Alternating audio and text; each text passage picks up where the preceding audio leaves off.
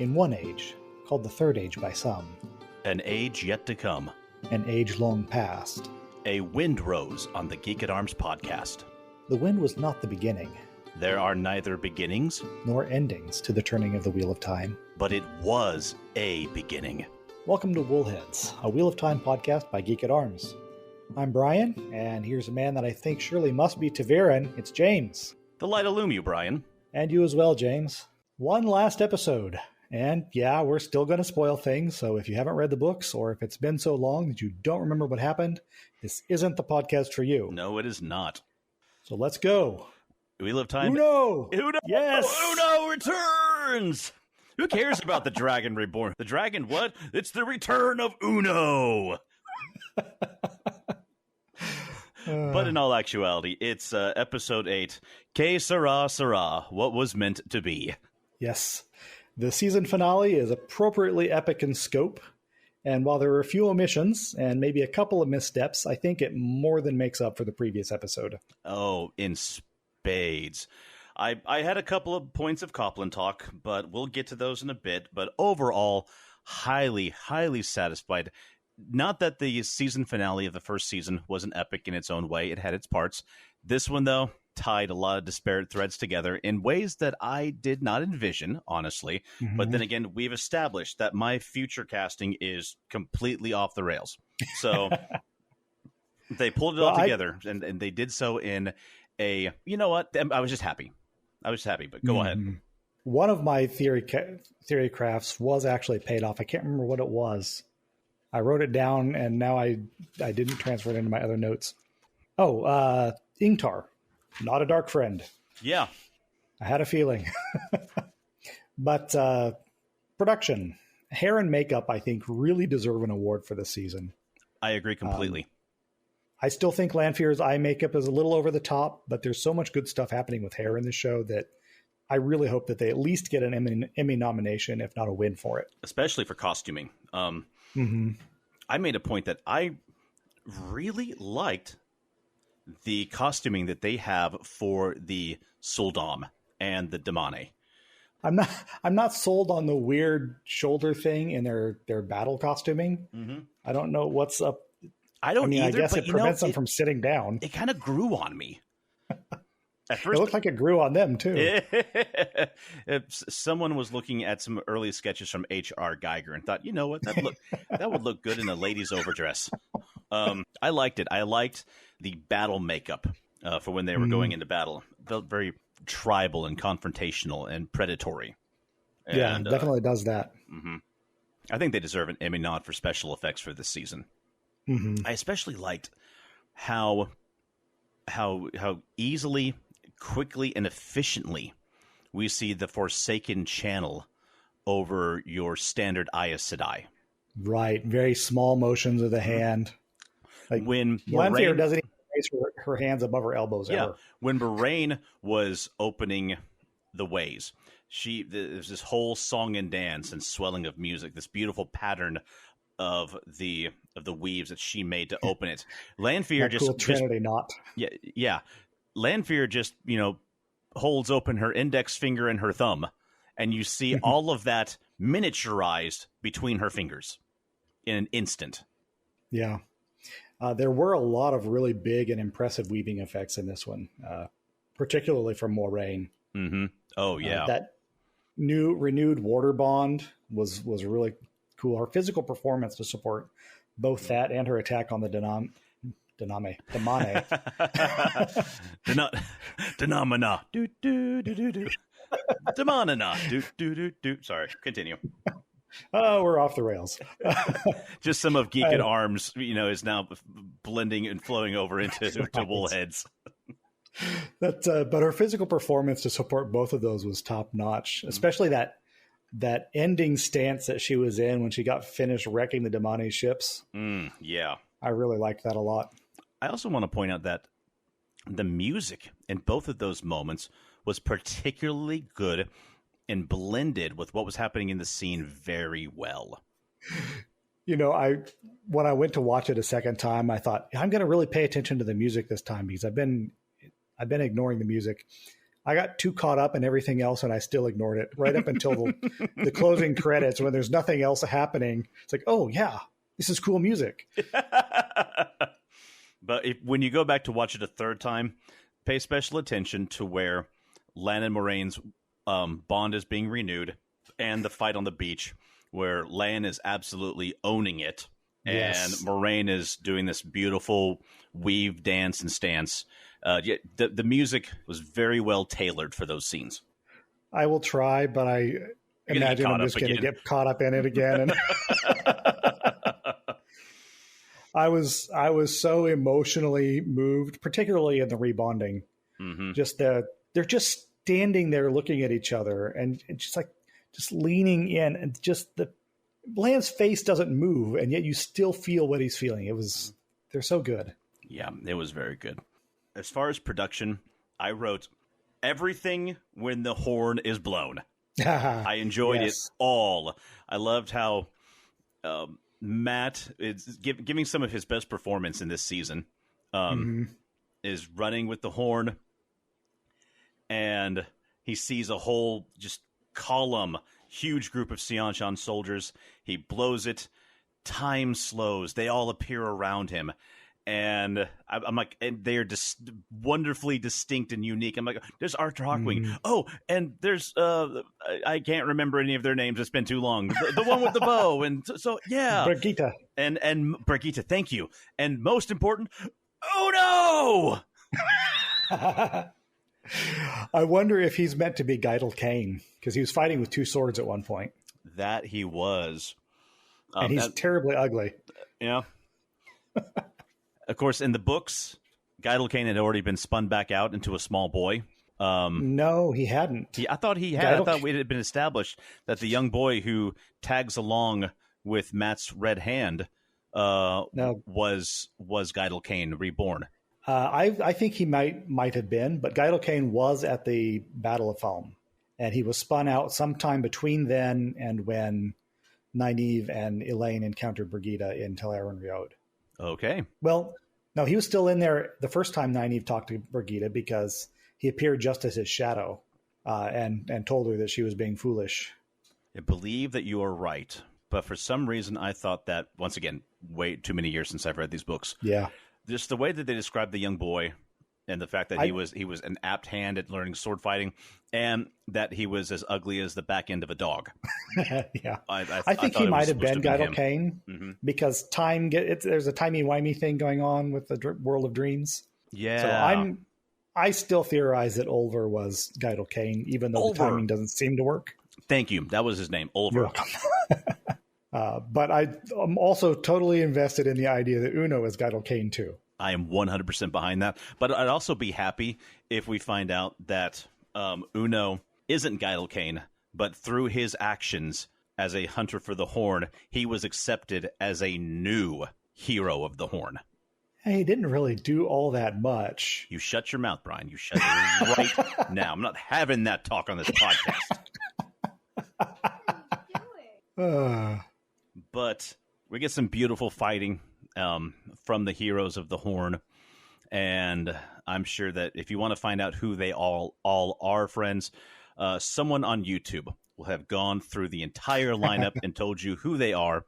And I think it'd have been hilarious if like half of the Seanchan soldiers had looked at the guy in front and goes, "Hey, wait, isn't that? Wait, aren't you the boss? Aren't you?" You look really familiar. I think I've seen 50-foot portraits of you in the royal palace. I never thought about that before. Shouldn't they all have just swapped sides as soon as they saw him? Yeah, exactly. You must defeat him. Well, I'm sorry, High Lady. There's one problem. What? And in walks Arthur Hawkwing.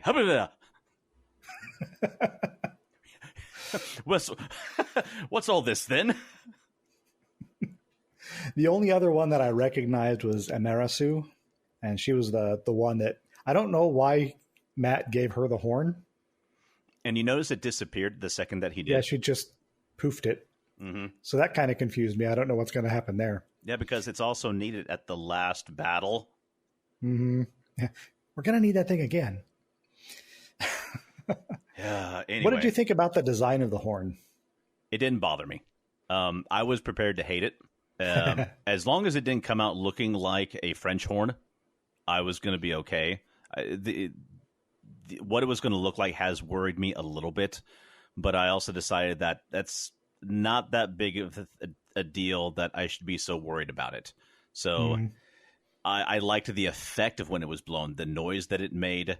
That was cool. You could almost see the sound waves coming out of it. That part was more important to me than how it looked itself. I looked around to see if I could find some other example of a musical instrument that looked like that. It doesn't look like anything I've ever seen before. It actually looked a little bit more like an Erlenmeyer flask than anything. Yeah, so it looks like a pitcher that you can get at Pottery Barn. Yeah. But I was like, I guess that might have made noise. It's got those vents on it. Okay. It was very peculiar, though. Yes. But I'm okay with that. It's magic. Who cares? Exactly. It's magic. It brings dead people back to life. So it did its job, however it looks like. Oh, whatever it looks like.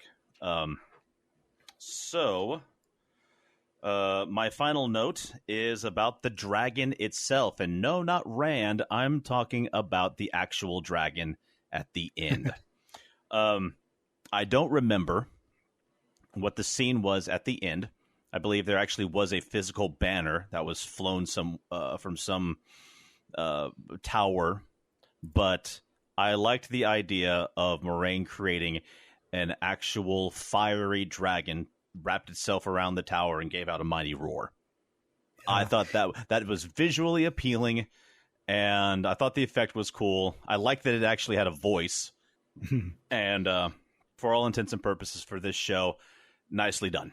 Yeah, it was definitely a lot more dramatic than what was described in the book, which was cool and all, but is like, it required a lot of weirdnesses to say everybody can see Ishamael and Rand fighting in the sky, and there's an image of the dragon banner behind him. It's like, it just seemed a little weird and contrived. This seemed a lot more plausible.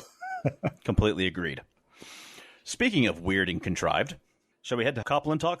I'll kick it off with, I don't like Ruthless Nynaeve.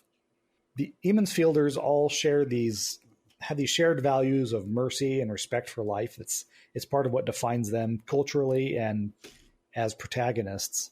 And Egwene's experience as a Damani is what threatens to turn her down a dark road. While I totally believe that Nynaeve would torture somebody if it's necessary, and she does in the books, she's much more conflicted and disgusted with herself for it. And I didn't see any of that hesitation or personal struggle in her with the way she treated Sita. I saw it a little different. Now, true, the likes of Egwene and all of them, these are, right down to it, they're good people. Mm-hmm. More so than any of the rest. I see Nynaeve as, I'm not going to call her a mother hen, because that does her a disservice if she is like a mother bear. No, not even a mother bear yet. She's a mother wolf. Do not mess with her cubs. And in this case, she has been wrung out, is in a panicky moment, and knows that her pup is in danger, and is, God knows what is happening to her, especially the one that she feels the closest to, Egwene. Mm-hmm. I mean, more so than any of them, I think she has sacrificed the most and cares the most about Egwene. And the city is going to hell in a handbasket.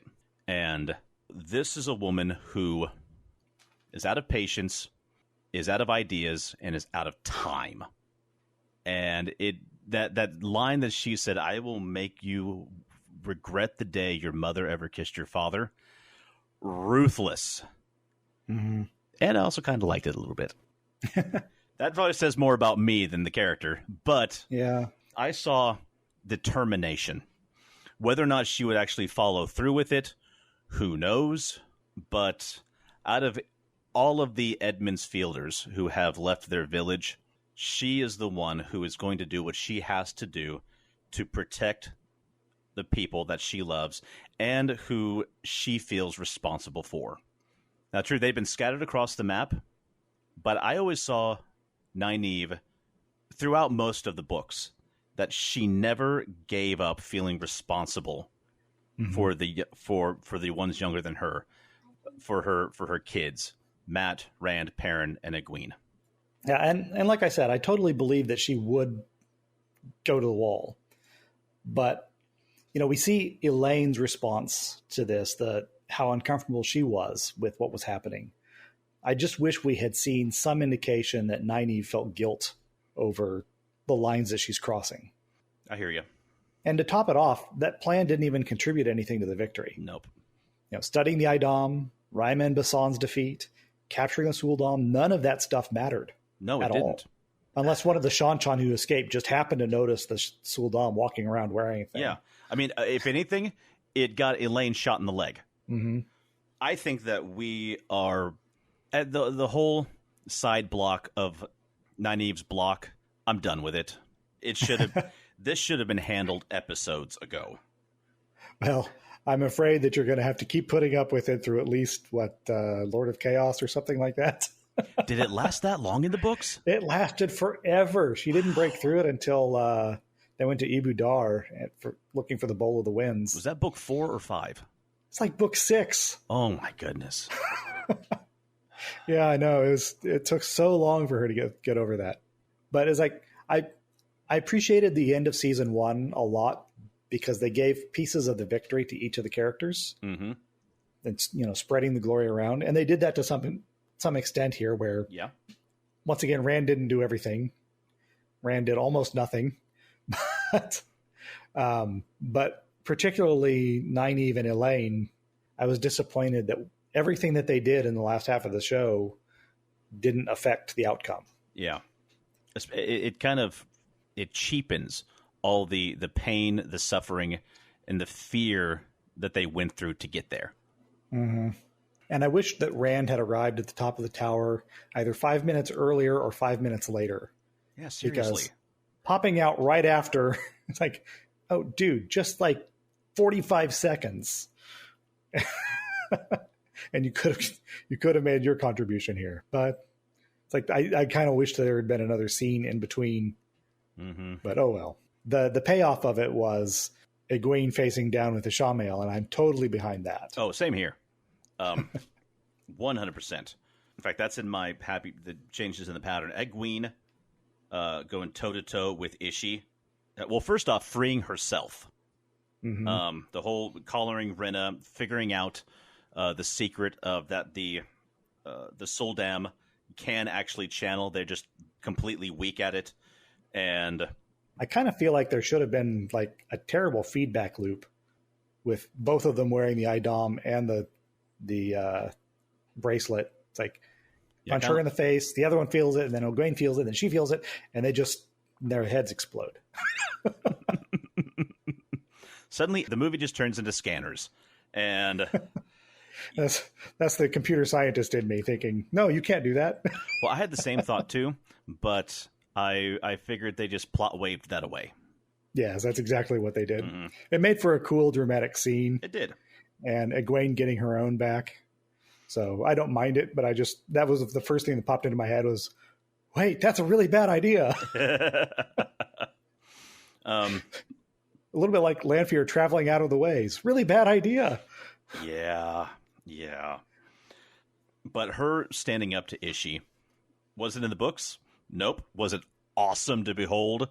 Absolutely. Yep. And after everything she's been through, she already had her hero moment with freeing herself from Rhenna. But to give her an additional hero moment, standing up to a Forsaken and holding her own,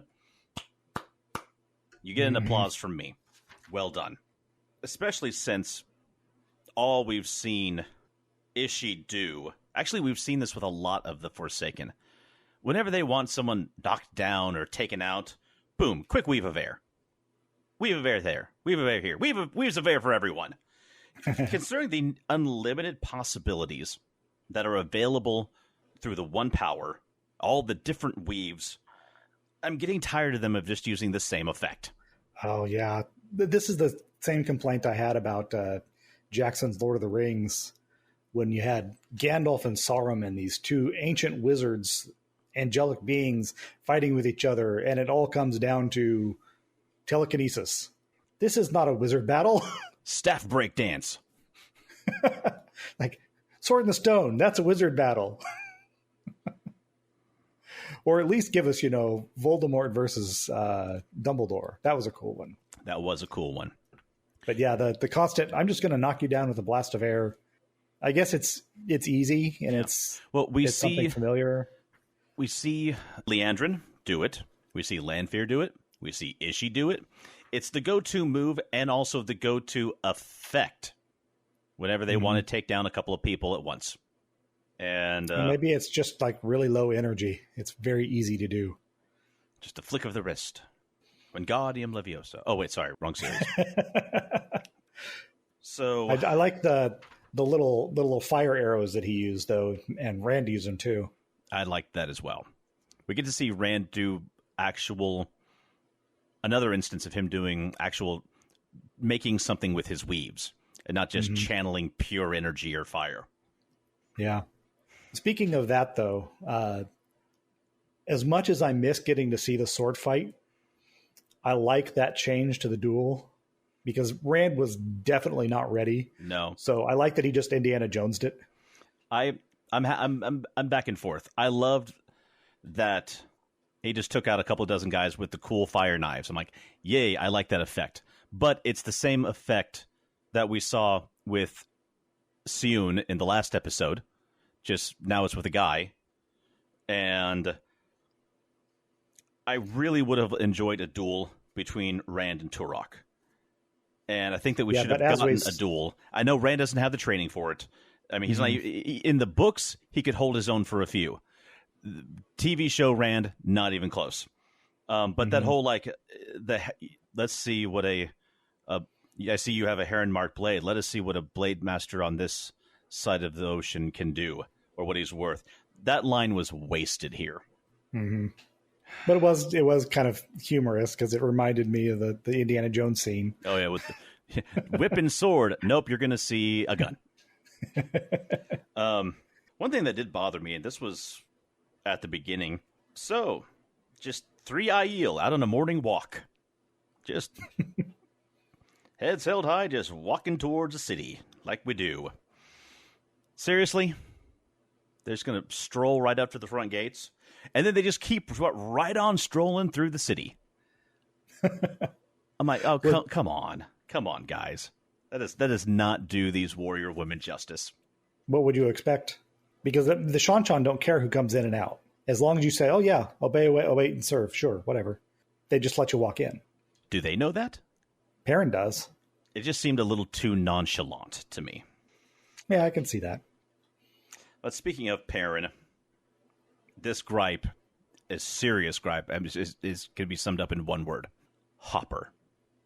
I don't remember when or how Hopper died in the books. I know he died fairly early. And on top of that, he's killed by an axe. And we see 2 really cool-looking axes in this episode. And neither one of them go with Perrin. I feel like at this point, the writers are doing it to us on purpose.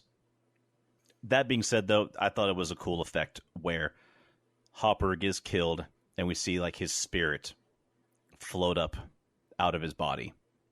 Very sad, heartfelt moment. But like, oh, you killed Hopper. General Carradine, you just signed your own death warrant. Because Perrin is about to go John Wick on you. Yeah. I saw this happening, like, and you see the axe in the background. I'm literally shouting at my TV, the axe, finally. Yeah. But speaking of interesting weapons, what do you think about Matt and his new pole dagger? I'm torn. On the one hand, I like that. First, I like his problem solving. He's like, I'm not touching that knife, but it's too useful not to use it. So I'm going to figure this out. Mm-hmm. I like that he's got his bladed staff, although in the books that comes much later. And also, if he touches the blade, it won't curse him. Right.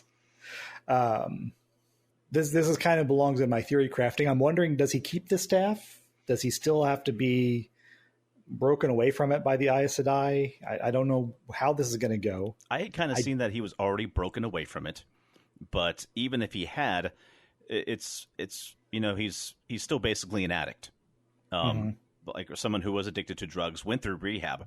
There's always going to be the inner voice inside of him saying, "Go back to it," but it's up to his willpower and his strength not to. I wasn't sure how I felt about them bringing the dagger back into play. I felt like we were, one step forward, two steps back with Matt.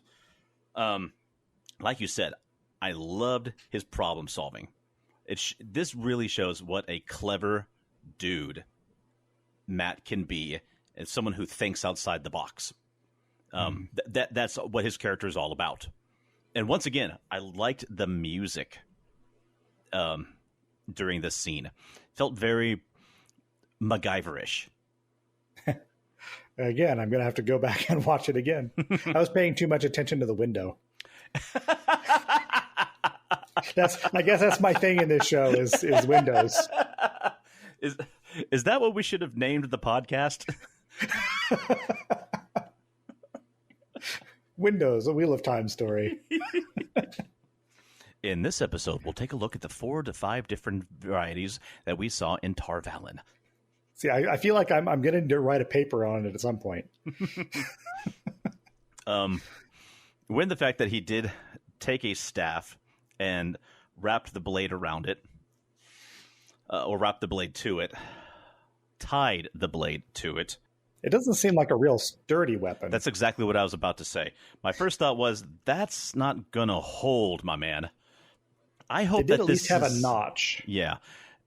I hope that this is not his quote-unquote hero weapon or permanent weapon, because I really liked how he gets it in the book.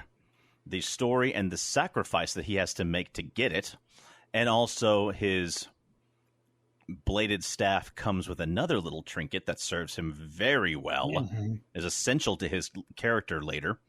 And it's also one that is a danger to him and everyone around him. Like, what if he was treating it very lackadaisically, just trotting around, waving this thing like, oh, if this touches you, you're going to die horribly. But whatever. Oh, Matt, where's your staff? Oh, I keep it under the bed now. I walked through the kitchen and I killed 3 people. It's my fault for going in during the dinner rush.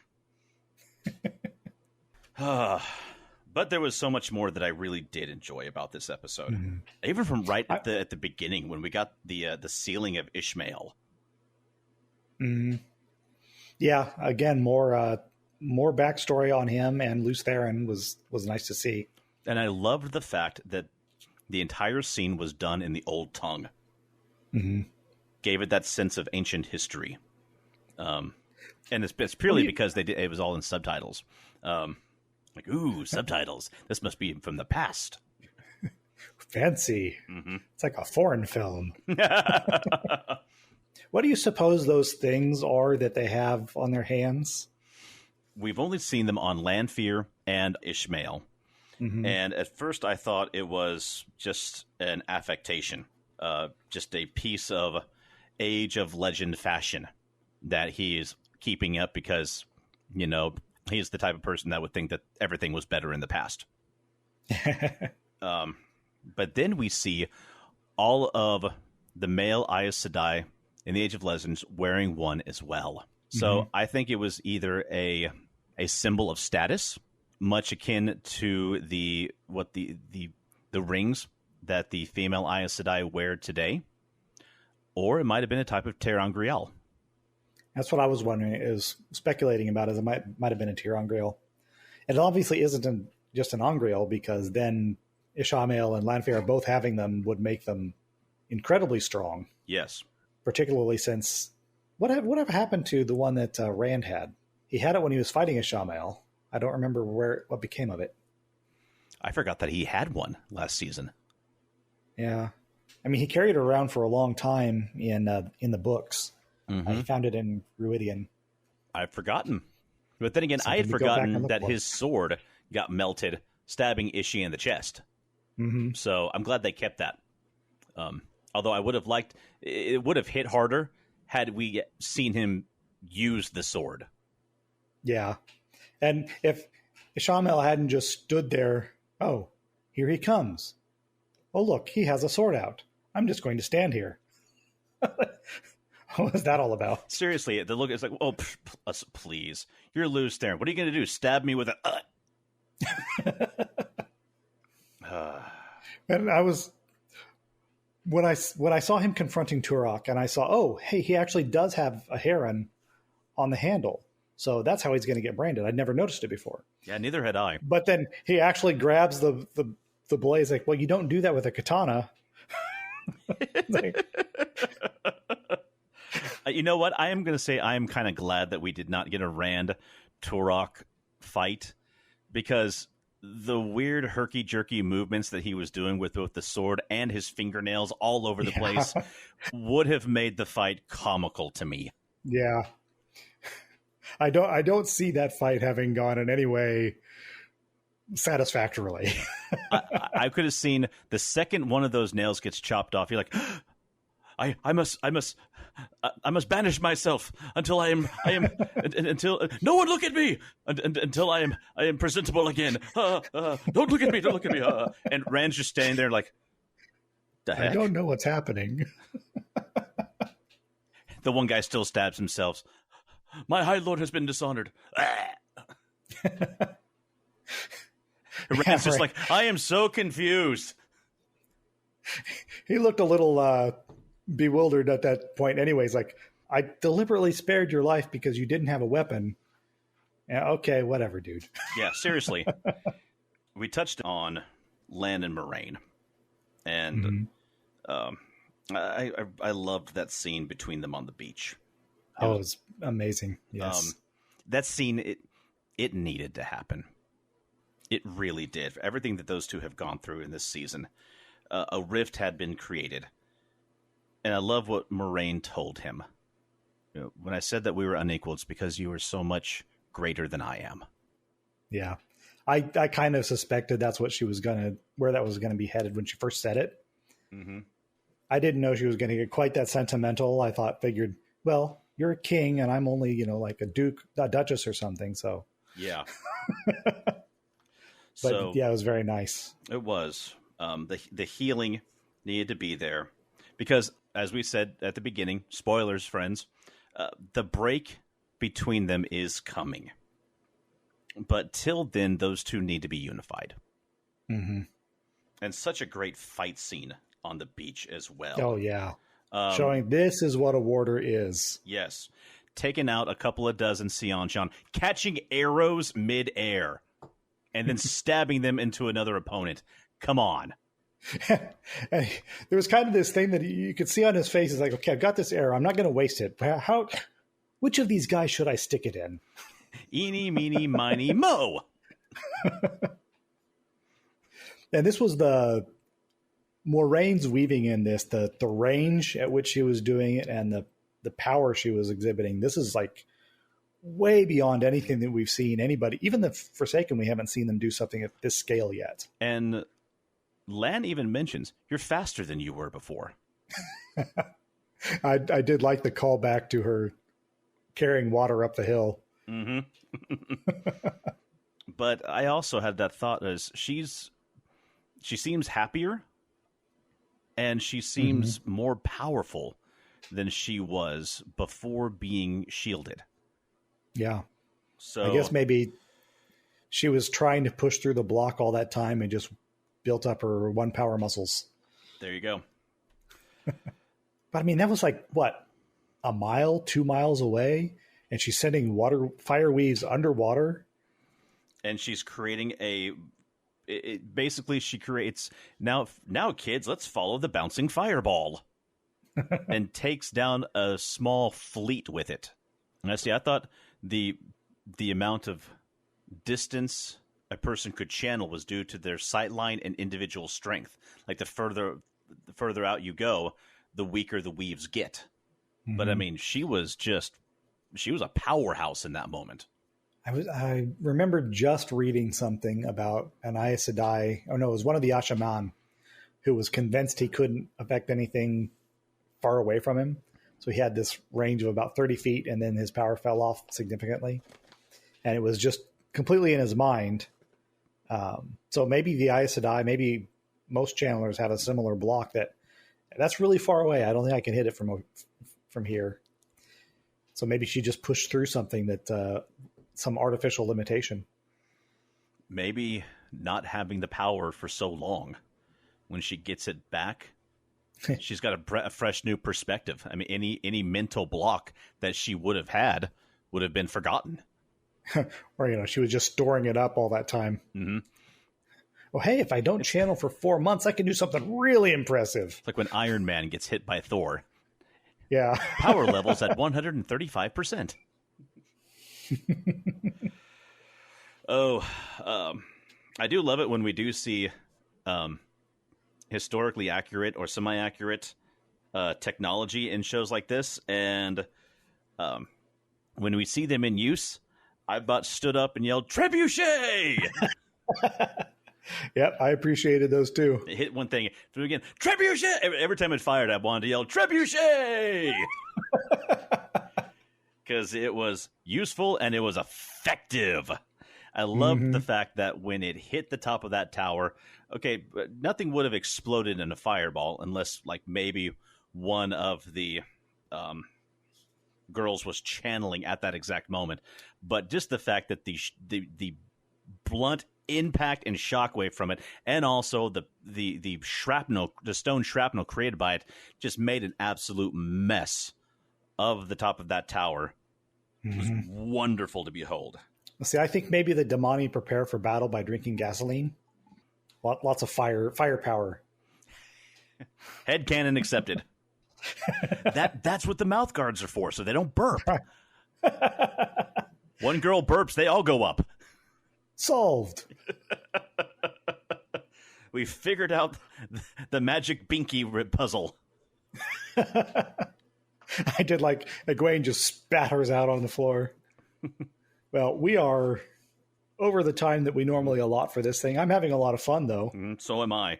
My last change in the pattern that I really loved was the reunification of Mat and Perrin.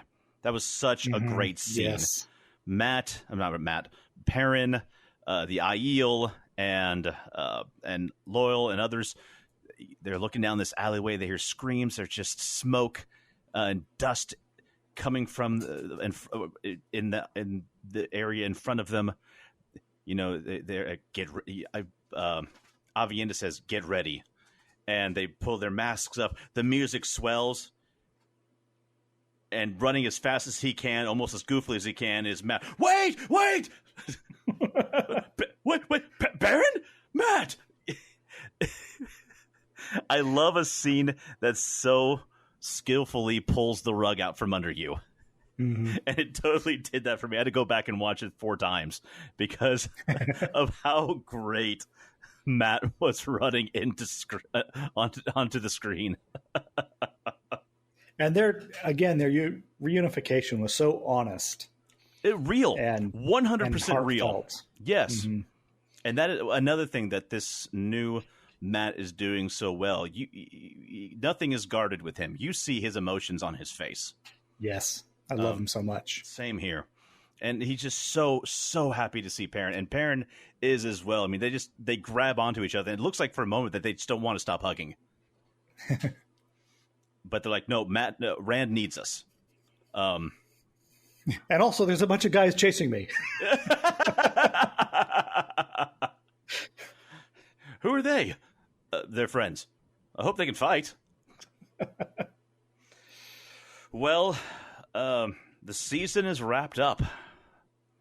So, do we even dare make predictions for season 3? I have 2.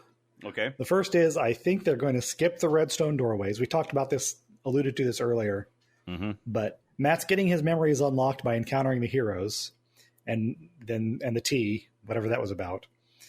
And he maybe has the staff with the blade. So I think that they're going to skip the redstone doorways. I might be wrong, but that's my prediction. And also, We saw one of the figureheads on the Shan ships had a three-eyed monster on it. So I'm hoping maybe that they're going to allocate some special effects money for showing us the Grolm in the future. I missed that. I need to go back and watch that. Yeah, it's like just at the very bottom of the screen. It's when the Damane are shielding Rand. It's like, oh, hey, the figurehead's got three eyes on it. So those are my predictions. I got nothing. Okay. I'm almost tired of being wrong. I say I got nothing, but I believe in the next book, Rand is supposed to make his way to the Stone of Tyr. Mm-hmm.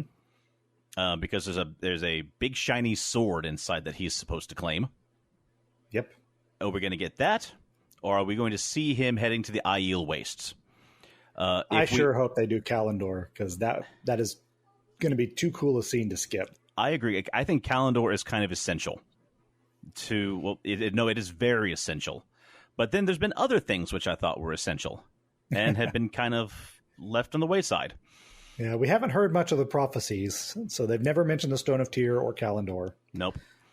Because of how early they introduced the Aiel in Force, and especially how early we met Aviendha. Oh, side note, I did like how when Rand was being healed, which I didn't think he was going to be healed. I thought that, this is where Nynaeve is going to break through her block, but no, it's Elayne who heals him. He looks up and Elayne just this light around her, so her face is perfectly lit by the light. He's like, "Who are you?" "I'm Elayne." Oh, there we go. Yes, there it is. But I think that we're going to be heading to the Aiel Waste sooner than we thought. Could be because they have met the Kara Karn. Yeah, and they did call that out. Mm-hmm. So. Whether that happens in the first few episodes or the second half of the season, who knows? But I think it's coming sooner than later. Well, we shall see. And just a reminder, listeners, just as the Wheel of Time has wrapped up its season, so too has Woolheads. We'll be on hiatus until the beginning of Season 3, and we hope that you'll join us then.